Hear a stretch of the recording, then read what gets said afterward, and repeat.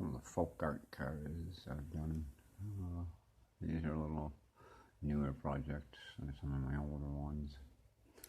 I saw online had a really cool Florida Ranger and put a Lincoln front end on it and a Lincoln back end. I liked it so much, so I did it out of wood.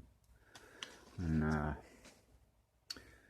there's a challenge for a beach going surfboarding. Kind of did my version of the folk art version of a beach car, and yeah, all the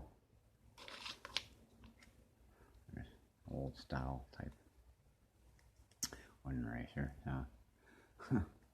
Among the stuff that I've created from, well, there's another folk car I did. Have a version of a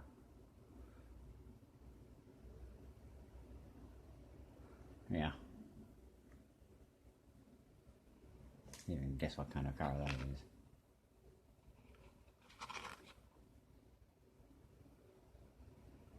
You know what car it is. Mopar. Anyway, no.